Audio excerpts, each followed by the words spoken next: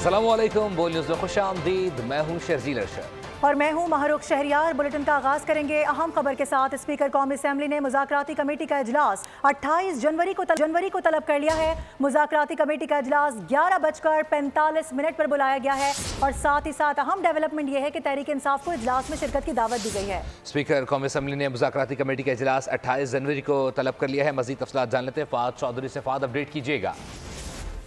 जी देखिए, स्पीकर कौमी असम्बली अयाज सादिक ने जो मुज़ाकराती कमेटियां हैं अपोजिशन की और हुकूमत की, उनका मुश्तरका इजलास 28 जनवरी को तलब कर लिया है। बाज़ाब्ता नोटिस आज जारी कर दिया गया है और तहरीक इंसाफ के जो अरकान हैं, बीच में सुन्नी इत्तेहाद कौंसिल के अरकान हैं, उन्हें शिरकत की दावत भी दे दी गई है। और इस इजलास में हुकूमत की जानिब से जो तहरीक इंसाफ के तहरीरी मुतालबात थे उन पर तहरीरी जवाब पेश किया जाएगा। और जो जुडिशल कमीशन का एक मुतालबा किया था तहरीक इंसाफ ने, और दूसरा जो सियासी असीरान की रिहाई से मुतालिक, उस पर बाज़ाब्ता हुकूमत अपना मौक़िफ़ तहरीरी सूरत में पेश करेगी। लेकिन दूसरी जानिब अपोजिशन ने जो है ये ऐलान कर रखा है कि जुडिशल कमीशन के क़याम के ऐलान तक चौथा जो दौर होगा मुज़ाकरात का, उसमें हम शिरकत नहीं करेंगे। बहुत शुक्रिया फ़ाद अपडेट करने के लिए। और पीटीआई का फिर यू टर्न। मुज़ाकरात ख़त्म करने के ऐलान पर नज़रसानी को तैयार हो गए हैं। मुज़ाकरात जुडिशल कमीशन से मशरूत कर दिया गया है। आपको ये बता दें कि चेयरमैन बैरिस्टर गौहर ने मीडिया से गुफ्तगू में कहा है कि दोबारा गौर कर लेते हैं, लेकिन हुकूमत कमीशन का ऐलान तो करे। खुले दिल के साथ मुज़ाकरात में बैठे थे, सिर्फ 2 मुतालबात रखे थे। 7 दिन काफ़ी थे कमीशन के लिए, लेकिन कोई पेशरफ नहीं हो सकी। हमने बिल्कुल हॉल्ट किए मुज़ाकरात। हमने उनको पहले भी कहा था, बड़ा टाइम हो गया था, एक टाइम फ्रेम होना चाहिए। हम तो बड़े खुले दिल के साथ बैठे थे, एक नेक नियति के साथ बैठे थे, डिस्पाइट ऑल रिजर्वेशन बैठे थे। और हमने इनके लिए मुज़ाकरात के हद तक सिर्फ 2 मुतालबात रखे थे, उस पर भी अमल दरामद कराना था और एक टाइम फ्रेम भी दिया था। और कमीशन के अनाउंसमेंट के लिए एटलीस्ट 7 दिन भी बहुत ज़्यादा है, वो खान साहब ने दिए थे। 7 दिन में भी प्रोग्रेस अगर आप शो नहीं करते तो ये आपकी नीयत को इरफान साहब कह रहे हैं कि देखिए दोबारा गौर करें, हुकूमत अनाउंस करे। अभी किस चीज़ ने रोका है? हम वो मुज़ाकरात हमने कह भी दिया कि हॉल्ट के, चलो ये तो कह देना कमीशन बनने जा रहा है। पीटीआई का मुज़ाकरात ख़त्म करने का ऐलान अफसोसनाक है। 28 जनवरी को 7 दिन ख़त्म होंगे, सिर्फ 5 दिन मजीद इंतज़ार नहीं कर सकते। हुकूमती मुज़ाकराती कमेटी के तर्जुमान इरफान सिद्दीकी ने कहा है कि मामला ये है कि जेल का फाटक खुलता है और कोई साहब अचानक ऐलान कर देते हैं। ये एक दिन कुछ और दूसरे दिन कोई और बात करते हैं। तक खुलता है जेल का और कोई साहब निकलते हैं और अचानक एक ऐलान कर देते हैं। ना मुज़ाकराती कमेटी को पता होता है, उनकी कमेटी को पता नहीं होता। तो अब ये जब भागदौड़ किसी एक फ़र्द के हाथ में हो इस सारे अमल की, और वो मुज़ाकरात के खेल से या मुज़ाकरात के जो आदाब हैं, जो करीने हैं, जो सलीके हैं, जो सब्र और तहम्मुल की ज़रूरत होती है, जो गिव एंड टेक की ज़रूरत होती है, जो अफ़ाम व तफ़हीम की ज़रूरत होती है, वो कभी उनके निसाब का हिस्सा नहीं रही। ये खेल थोड़ा ही है बच्चों का कि एक दिन आप कहें जी कि हम बात नहीं करते, दूसरे दिन कहें कि अगर ये हो जाए। ये अगर मगर से निकलें और जो बात तय हुई थी कि 7 वर्किंग डेज़ के बाद आएँ, 28 तारीख को बैठें हमारे साथ। अगर बैठना है, सुनना है हमारा जवाब, कमीशन बनना है नहीं बनना है, ये वहाँ बात होगी ना। गौर साहब तो उस कमेटी के मेंबर नहीं है। अपनी कमेटी से कहें कि जो वादा आप लोगों ने किया था उसके मुताबिक जाके बैठो और हमारा जवाब सुनो।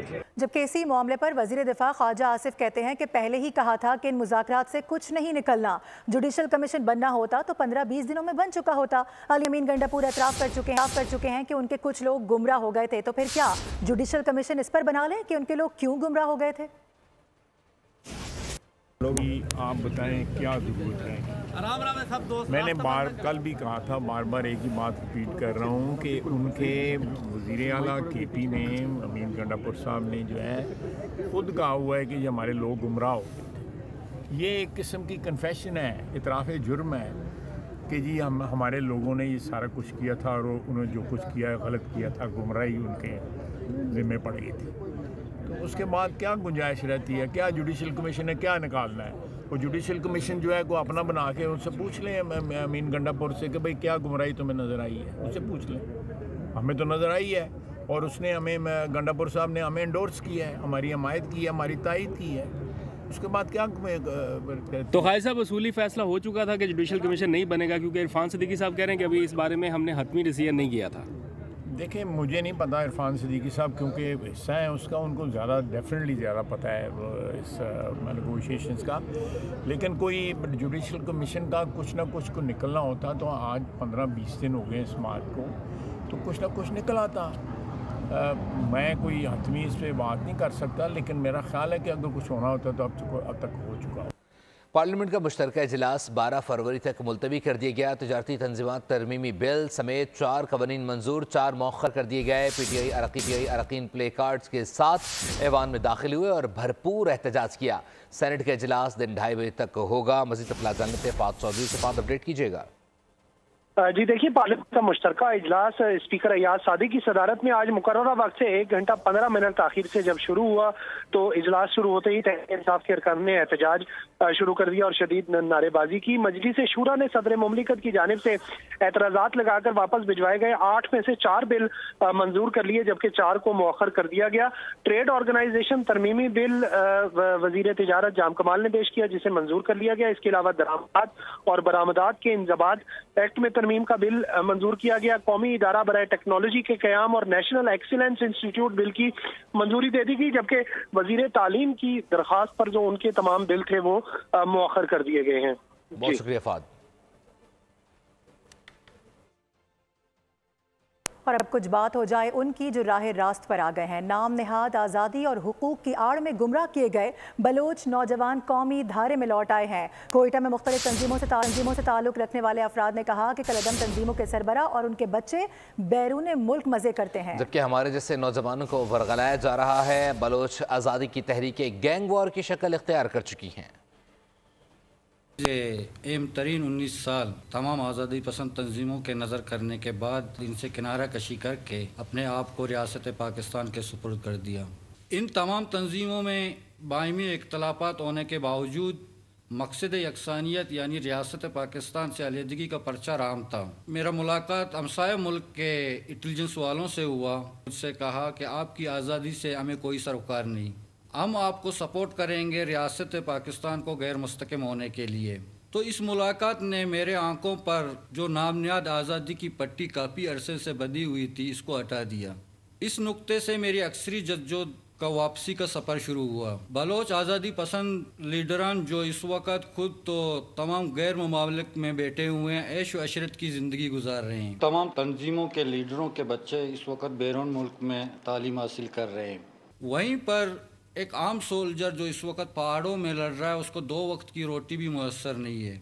बलोच मुसल्लह तहरीक एक गैंगवार की शक्ल इख्तियार कर चुकी है, जहाँ ज़ाती और गुरूही मफादात को तरजीह दी जाती है। बलोच नौजवानों की कौमी धारे में वापसी पर DIG CTD ने हौसला अफजा करार दी। एतजाज़ गुराया ने कहा कोशिश कर रहे हैं कि गुमराह अनासिर कौमी धारे में आते रहें। दहशत गर्दी के लिए बैरून मुल्क से फंडिंग की जा रही है, नाजायज़ फंडिंग रोकने के लिए इक़दाम कर रही हैं। एंटी सबवर्जन के तहत एक यूथ को और बाकियों को ख़राब किया जा रहा है, और किस तरीके से हॉस्टाइल इंटेलिजेंस एजेंसीज का जो रोल है, जिसका पहले भी काफ़ी हद तक हमें इल्म था, उस पर मज़ीद कुछ नाम और कुछ लोग हमारे सामने आए हैं जो इसमें इन्वॉल्व हैं, और किस तरीके से फंडिंग इनकी हो रही है और कहाँ से चीज़ें लेके जा रहे हैं। उससे हमारी इन्वेस्टिगेशंस में और जो मुख्तलिफ वाक़यात हैं और जो इनकी मेंबरशिप्स हैं, जो जिस तरीके से ये लोग चल रहे हैं, उससे हमें ज़्यादा क्लैरिटी हुई है। रिक्रूटमेंट जो बेसिकली लोग कर रहे हैं कि किस तरीके से पोलिटिकल फोरम्स को यूज़ करके आज़ादी इजहार राय के नाम पर या आज़ादी जिसको हम जलसे जुलूसों के लिए कहते हैं, वहाँ पे किस तरह से सबवर्जन हो रही है और किस तरीके से रिक्रूटमेंट की जा रही है, वो तमाम चीज़ें हमारी नॉलेज में आई हैं, जिस पे अभी मज़ीद काम हो रहा है। और अब शामिल करेंगे खबरें कुछ अदालतों से मुतालिक। आपको बताएं कि एडिशनल रजिस्ट्रार जुडिशल नज़र अब्बास ने तौहीन अदालत का शो कॉज नोटिस चैलेंज कर दिया है। तौहीन अदालत की कार्रवाई पर हुक्म इम्तना की दरख्वास्त भी कर दी गई है। सुप्रीम कोर्ट ने इंट्रा कोर्ट अपील पर 6 रुकनी बेंच तश्कील दे दिया। जस्टिस जमाल खान मंदुखिल की सरबराही में 6 रुकनी बेंच तश्कील दिया गया है। बेंच में justice Mohammad Ali Mazhar, justice Athar Minallah, justice Hasan Azhar Rizvi, justice Shahid Waheed और जस्टिस मुसरत हिलाली शामिल हैं। 6 रुकनी लार्ज बेंच 27 जनवरी दिन 1 बजे इंट्रा कोर्ट अपील पर समाअत करेगा। स्मॉग के खिलाफ लाहौर हाई कोर्ट ने हुकूमती इकदामात हौसला अफजा करार दे दिए। दौरान समाअत कहा कि हुकूमती काविशों से फ़िज़ाई आलूदगी में वाज़ेह कमी देखी गई। शजरकारी न करने पर रोड अथॉरिटी की सरजनिश भी की गई। स्मॉग के खिलाफ एक्शन कारगर रहे। लाहौर हाई कोर्ट ने पंजाब हुकूमत को क्रेडिट दे दिया। स्मोक तदारुक केस की समाअत के दौरान एतराफ़ किया गया कि जनवरी में स्मोक में वादे कमी आई, जिसका चेहरा हुकूमत और इदारों के सर जाता है। मुनासिब इक़दाम करने पर सब इदारे मुबारकबाद के मुस्तहिक़ हैं। इस मौके पर वासा के वकील ने सनतों और घरों पर वाटर मीटर्स की तनसीब की रिपोर्ट पेश कर दी। कहा अक्टूबर तक मज़ीद 1.5 लाख मीटर्स की तनसीब की जाएगी। अदालत ने दरख्त न लगाने पर रूडा अथॉरिटी से 600 एकड़ अरादी वापस लेने का हुक्म दे दिया और महकमा जंगलात को खुद शजरकारी की हिदायत की। और अभी खबर ये है कि SIFC की मौसर पॉलिसी से बरामदात और तरसीलात ज़र में इजाफा हुआ है। SIFC की बेहतर हिकमत अमली के बायस करंट अकाउंट सरप्लस का नया संग मील अबूर हो गया है। आपको बताएं कि पाकिस्तान का दिसंबर 2024 में करंट अकाउंट सरप्लस $582 मिलियन मईशत में नए इनकलाब की अलामत है। SIFC के ताउन से तरसीलात ज़र में इजाफा, करंट अकाउंट सरप्लस में बेहतरी आने लगी, माशी तरक्की भी जोर पकड़ गई। खुसूसी सरमायाकारी सहूलत कौंसिल के ताउन और बेहतर हिकमत अमली के बायस पाकिस्तान का करंट अकाउंट सरप्लस दिसंबर 2024 में 109% के इजाफे के साथ $582 मिलियन तक पहुँच गया है। पाकिस्तान का मजमूई करंट अकाउंट सरप्लस जुलाई से दिसंबर के दौरान 1.21 बिलियन तक रहा, जबकि करंट अकाउंट सरप्लस तरसीलात ज़र में इजाफे के साथ साथ तिजारती तवाज़ुन में बेहतरी का नतीजा भी करार दिया गया है। रिपोर्ट के मुताबिक वर्कर्स की तरसीलात ज़र दिसंबर 2024 में $3.79 अरब रहा, जबकि दिसंबर 2024 में पाकिस्तान के बरामदात इसमें 1200 से ज्यादा पॉइंट्स का इजाफा रिकॉर्ड किया गया है, जिसके बाद इंडेक्स 1,15,272 की सतह पर पहुंच गया है। मजीद जान लेते हैं कफील अहमद से। कफील, अपडेट कीजिएगा। मार्केट में आज 2 सेशंस होते हैं और पहले सेशन का जो ख़िताम है बहुत ज़बरदस्त जो तेज़ी के साथ हुआ है। अगर हम बात कर लें तो सेशन के ख़िताम पर 1,625 पॉइंट्स का इजाफा मार्केट में रिकॉर्ड किया गया और इंडेक्स जो है वो 1,15,662 के लेवल पर मार्केट जो है वो पहले सेशन के ख़िताम पर जो क्लोज हुई है। दौरान ट्रेडिंग जो है वो 1,15,696 के लेवल तक मार्केट जो है वो, तो सेंटिमेंट पॉजिटिव है। गो कि अगर हम गुज़िश्ता दूर उसकी बात कर लें मार्केट में नेगेटिव है नहीं के सेशन है, तो हम जो फॉरनर्स की जाने से जो है एक बार फिर जो है वो खरीदारी दिखी जा रही है। इसके अंदर यही वजूहत है कि मार्केट 1,15,662 के पॉइंट इजाफे के बाद जो है वो ट्रेड कर रही है। बहुत शुक्रिया कफील। अहम खबर आपको देंगे। PIA की जानिब से एक और तारीख रकम की गई है। PIA का न्यू गवादर एयरपोर्ट से बैनुल-अक़वामी परवाज़ों का आगाज़ हो गया है। गवादर एयरपोर्ट से पहली बैनुल-अक़वामी परवाज़ मस्कत के लिए रवाना हो गई है। परवाज़ PK 197 में 39 मुसाफिर सवार थे। तर्जुमान के मुताबिक PIA इब्तदाई तौर पर मस्कत के लिए हफ्तावार एक परवाज़ ऑपरेट करेगी।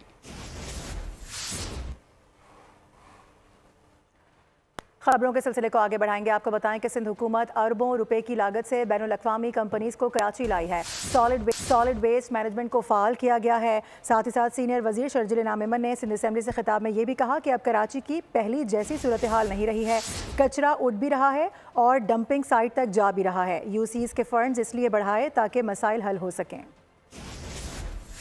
सॉलिड वेस्ट नहीं थी, हुकूमत सिंध ने अरबों रुपए खर्च करके इंटरनेशनल कंपनीज को यहाँ पे लेकर आके कराची के हर इलाके में सॉलिड वेस्ट मैनेजमेंट को फाल किया है, जो कि सड़कों पे विजिबिलिटी होती थी कचरों की और जिस तरह सड़कों पे सारी चीजों की होती थी, अब वो चीज नहीं है। अब कचरा बहुत बड़ी तादाद में उठ भी रहा है और कचरा जो है वो लैंडफिल साइट तक जा भी रहा है, जिसकी मैकेनिज्म भी मौजूद है। हुकूमत सिंध ने जो तमाम यूसीज को पहले 5 लाख रुपए मिलते थे, अब सिंध भर की हर यूसी को 12-12 लाख रुपए 7 लाख रुपए बढ़ा के दिए। इसको तो आपने अप्रिशिएट करना चाहिए। जाहिर है पेट्रोल महंगा, डीजल महंगा, वहां पे अगर चीजें हैं और वहां पे यूसी के मुलाजमीन भी हैं जो यूटिलिटी सर्विसेज हैं उनको बेहतर करने में उनकी वो मदद मिले। और बात करेंगे हैवी ट्रैफिक से मुताल्लिक। कराची की सड़कों पर अंधाधुंध चलने वाले ट्रैफिक ने मजीद 2 अफराद की जानें ले ली हैं। कोरंगी गोदाम चौरंगी पर ट्रक की टक्कर से मोटरसाइकिल सवार जाम बहक हो गया है। रुकने कौमी असम्बली नाज बलोच के भाई बोर्ड बेसिन के करीब ट्रैफिक हादसे में जान की बाजी हार गए हैं। कराची की सड़कों पर दनाता हैवी ट्रैफिक मजीद 2 शहरियों की मौत का सबब बन गया। कोरंगी गोदाम चौरंगी करीब ट्रक ने मोटरसाइकिल को टक्कर मार दी। हादसे में मोटरसाइकिल पर सवार एक शख्स जान से गया जबकि दूसरा जख्मी हुआ। जांबाग शख्स की शनाख्त ओवैस और जख्मी की उस्मान के नाम से हो गई। रुकने कौमी असम्बली नाज बलोच के भाई ट्रैफिक हादसे में जांबाग हो गए। हादसा बोट बेसन बेनजीर भुट्टो पार्क के करीब 2 रोज कबल पेश आया। नौजवान को जख्मी हालत में अस्पताल मुंतकिल किया गया जहाँ वो जख्मों की ताब न लाते हुए दम तोड़ गया। पुलिस के मुताबिक जांबाग नौजवान की शनाख्त इब्राहिम बलोच के नाम से हुई। जराये के मुताबिक ट्रॉलर की टक्कर से हादसा पेश आया। पुलिस वाक़े की मजीद तहकीकात कर रही है। कुछ मसाइल हैं जो हल होने का नाम ही नहीं ले रहे। कराची में टूटी हुई सड़कें बड़ा मसला बनी हुई हैं। इस वक्त बोल न्यूज़ मुमकिना तौर पर ट्रैफिक हादसे से बचाव की निशानदही करते हुए नेटिव जेटिव पुल पर मौजूद है जहां पर जॉइंट्स मुकम्मल तौर पर टूट चुके हैं। वहीं पर कफील अहमद मौजूद हैं, उनसे बात करेंगे। कफील, क्या सूरत हाल देख रहे हैं, क्या इक़दाम किए जा रहे हैं? देखिए, कराची की सड़कों पर ट्रैफिक हादसा रोज़ का मामूल है और उसकी बुनियादी वजह कराची का इंफ्रास्ट्रक्चर तबाह हाल है। इस वक्त मैं मौजूद हूँ आईसीआई जो ब्रिज है उसके ऊपर। आप जरा सूरत हाल देखें। इस पर आने वाला ट्रैफिक मुकम्मल तौर पे जब यहाँ से गुजरता है इसलिए मोटरसाइकिल सवार, तो उनकी हालत क्या होती है? मुकम्मल ये गैप है और कई हादसा यहाँ पर रूनुमा हो चुके हैं। जमाल साहब यहाँ से गुजर रहे थे, मैं उनसे ज़रा बात करूँगा। जमाल साहब, ये क्या वाक़या है? आप यहाँ से गुजरते हैं, कितनी मुश्किल है, क्या कहूँ? सर, ये बहुत मुश्किलात है। मेरा ये आने जाने का रास्ता है। मैं जाता हूँ ये शेरशाह की तरफ रोज़। यहाँ अक्सर रिक्शे वाला गलती होते हैं, बाइक वाले का मसला हुआ होता है। कोई इसका जो है ना पूछने वाला नहीं है। हुकूमत भी कुछ नहीं कर रहा है और कोई उसका कब से ये एरिया इस सूरत हाल से 2-4 है? सर, मैं तकरीबन 3 साल से तो मैं देख रहा हूँ। साहब, एक और यहाँ पर जो है वो मोटरसाइकिल सवार है। अस्सलाम वालेकुम सर, आपका नाम? जाहिद इकबाल। जाहिद भाई, ये जो सूरत हाल है ये ट्रैफिक हादसा का बाइस बन रही, क्या कहेंगे? बिल्कुल, ये बहुत खतरनाक है। स्पीड में आती हुई गाड़ी मोटरसाइकिल है, इसमें जब लगती है तो बहुत बुरी तरीके से हादसे होते हैं। मेरे साथ भी हुआ काफ़ी टाइम पहले। मैं यही कंडीशन थी। तो इंतजामिया की इनसे यही दरख्वास्त है और कि इसको फौरी तौर पर जो है वो रिस्टोर किया जाए, बहाल किया जाए, बनाया जाए ताकि यहाँ पर ट्रैफिक हादसा। ठीक है कफील, बहुत शुक्रिया। और अब बात करेंगे कराची में जराइम से मुताल्लिक। कराची में जराइम का सिलसिला थम न सका। नॉर्थ कराची में फायरिंग से स्कूल टीचर जाँ बहक हो गया। सफरान रोड के करीब पुलिस मुकाबले के दौरान एक पुलिस एहलकार शहीद जबकि SHO जख्मी हो गए। शहर के मुख्तलिफ इलाकों से पुलिस मुकाबले के बाद 3 डकैतों को जख्मी हालत में गिरफ्तार कर लिया गया। बहक हो गया। जहाँ बहक शख्स की शनाख्त 38 साल खान माइल के नाम से हुई। पुलिस के मुताबिक वारदात में 2 मुल्ज़िमान मुलव्विस हैं। वाक़या ज़ाती दुश्मनी का शख्साना मालूम होता है। जहाँ बहक शख्स स्कूल टीचर था जिसे सुबह सवेरे स्कूल के करीब निशाना बनाया गया। अब सागरान रोड पर छापे के दौरान पुलिस और मुल्ज़िमान के दरमियान फायरिंग के तबादले में पुलिस एहलकार शहीद हो गया जबकि SHO अमीन सासोली जख्मी हुए। जख्मी को इलाज के लिए कराची मुंतकिल कर दिया गया। कराची माड़ीपुर मच्छर कॉलोनी के करीब पुलिस मुकाबले के बाद एक डाकू को जख्मी हालत में गिरफ्तार कर लिया गया।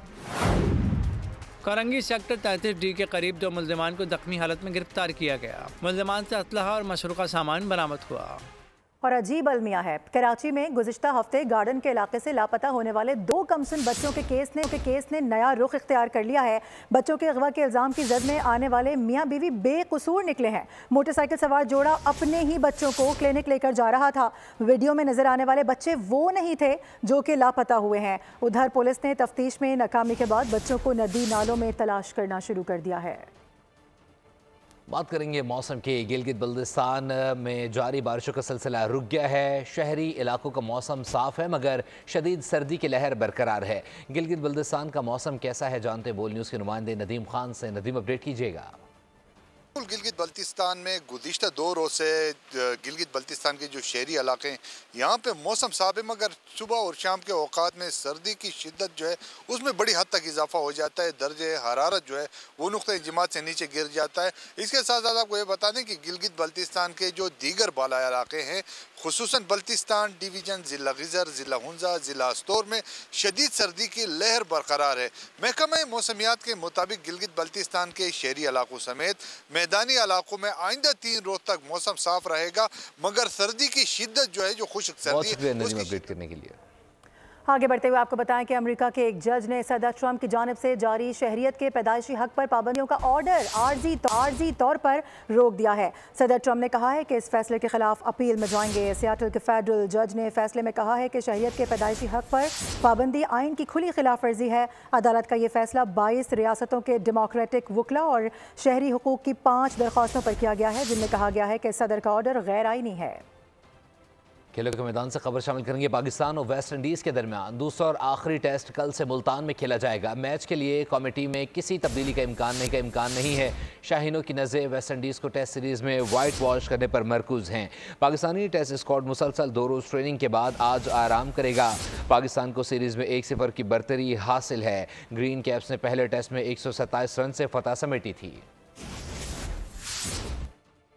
न्यूज़ स्टूडियो से फिलहाल के लिए इतना ही। विजिट कीजिए bolnews.com और रहिए बोल के साथ।